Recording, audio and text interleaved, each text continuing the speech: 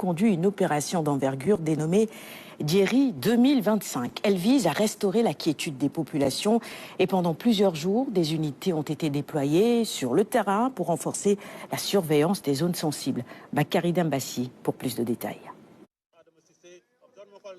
Les troupes des différentes unités sont bien aux aguets pour démarrer l'opération Djeri 2025. Des éléments de la zone militaire numéro 2, pilotés par le lieutenant-colonel Mohamedou Fall, en synergie avec la gendarmerie nationale, ont sillonné les localités près de la frontière mauritanienne avec un impressionnant dispositif sécuritaire. L'opération entre dans le cadre d'une patrouille de nomadisation pour un contrôle bien renforcé dans cette partie nord du Sénégal. L'objectif de cette patrouille de nomadisation est double.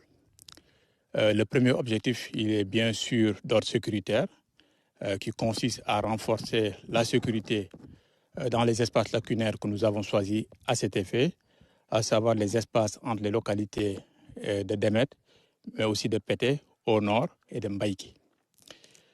Il s'agit aussi pour nous de rassurer la population locale ou les populations locales, mais aussi de recueillir des renseignements auprès de ces populations. À travers cette activité de sécurisation, les différentes entités de l'armée souhaitent unir leurs forces tout en accentuant leur présence dissuasive dans ces zones rurales afin de remplir pleinement leur mission. L'autre objectif, il est d'ordre coopération et de coordination.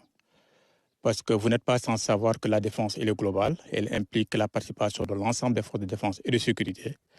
Donc cette activité opérationnelle est une occasion pour nous de voir notre degré de coopération et de coordination dans le cadre de la réalisation de nos activités opérationnelles. Le Sénégal, particulièrement ici au niveau de la zone militaire numéro 2, notre zone est adossée à la République islamique de la Mauritanie, avec plus de 1000 km de tracé frontalier.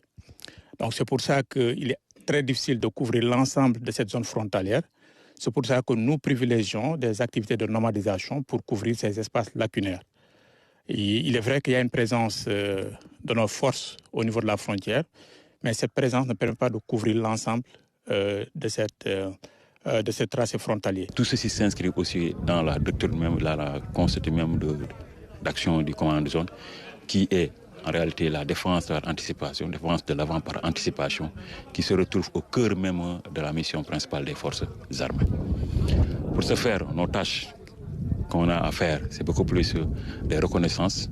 On a profité des infiltrations pour pouvoir reconnaître au moins les axes d'infiltration des contrebandiers, mais aussi au même moment aussi faire de telle sorte que faire des reconnaissances terrain et des reconnaissances aussi de renseignement de proximité. Les populations sont au cœur des activités menées par l'infanterie. L'implication de tous est de mise pour atteindre les objectifs. Pour les populations locales, nous leur disons de contribuer à la sécurité, parce que la sécurité n'est pas réservée uniquement aux forces de défense et de sécurité. Les populations, ce sont des actrices principales de la sécurité, ainsi que les autorités administratives et territoriales. Donc, comme je l'ai dit tantôt, la sécurité elle est globale et il faut qu'il y ait une implication de l'ensemble des couches sociales pour pouvoir arriver à réussir à garantir cette sécurité. L'opération Djeri 2025 a ratissé durant 5 jours la zone nord du pays, en l'occurrence Demet, Pété, Walalde, Mbaïgi, Aérelaou et environ. Les unités du 2e bataillon de reconnaissance et d'appui, du 2e bataillon et 32e bataillon d'infanterie, 3 escadrons de surveillance et d'intervention de la gendarmerie nationale, ainsi que les forces de sécurité intérieure ont mené à bien cette mission qui rassure les populations.